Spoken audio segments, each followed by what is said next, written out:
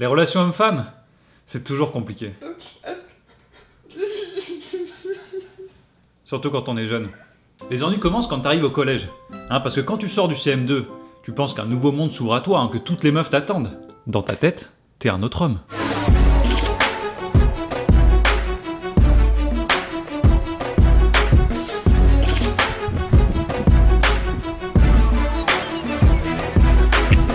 Mais ce que t'as pas pensé, c'est que quand t'arrives en 6ème, t'es à nouveau le plus petit du collège.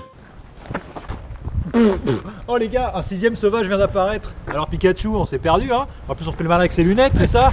Ah, Greg, viens voir. Ah ouais, j'ai entendu dire que tu m'as... Oh putain, la sale gueule. J'avoue. Oh la victime, vas-y mets-lui une gifle. Polasse.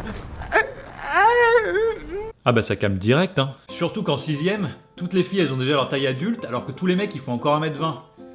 Ça complique un peu la tâche pour attirer l'attention si tu veux. Au final, à la fin de la 6ème, t'as pas plus de copines qu'avant. Ouais, mais tu t'es quand même bien fait raqueter par les grands. Quoi? T'as pas toi? Non. Au lycée, t'as passé un cap.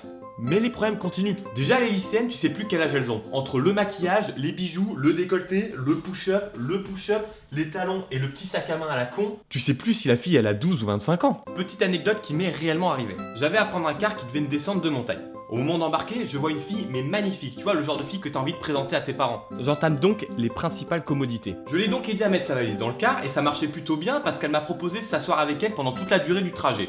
Yes! La conversation se passe plutôt bien, elle voit mes paroles, je suis chaud de ouf quand soudain, un petit détail me met la puce à l'oreille. Waouh, mais qu'est-ce qu'elle est belle! Ah, j'écoute rien de ce qu'elle dit, mais mon dieu qu'elle est belle quoi. Waouh! Oh la vache! Et sinon, t'aimes bien Justin Bieber et les One Direction?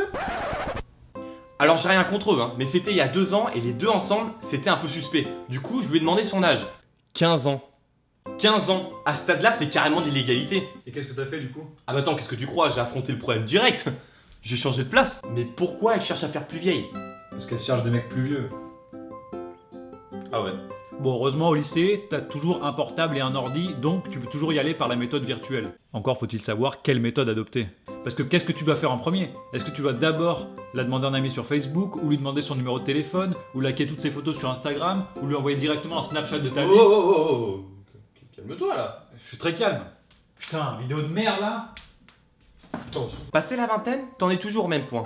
Mais t'as quand même grandi et du coup, tu commences à aborder le problème sous un autre angle. Tu commences à élaborer des théories. Ok, bonjour à tous. Alors, quand se lancer?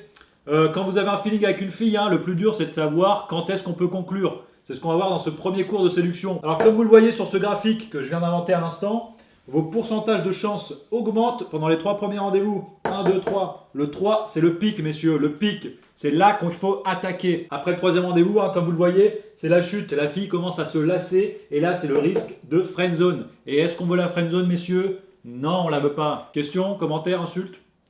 Ouais, mec chelou au premier rang. Pourquoi la courbe elle commence pas à 0? Parce qu'il y a le charme naturel, messieurs. Et oui, Brad Pitt, par exemple, il commence plutôt ici, Et puis, toi, avec ta sale gueule, la courbe, elle sera plutôt comme ça, en fait.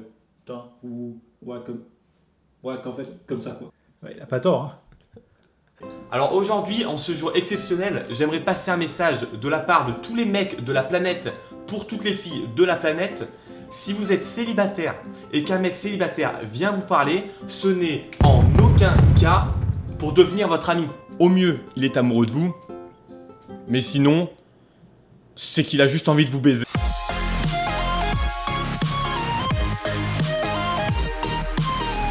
Merci beaucoup d'avoir regardé cette vidéo, on espère qu'elle t'a plu. Si c'est le cas, tu peux nous laisser un petit pouce, Ça fait plaisir, ou même t'abonner pour ne plus rien rater. ça fait encore plus plaisir. D'ici là, on se retrouve pour une prochaine vidéo. Ciao!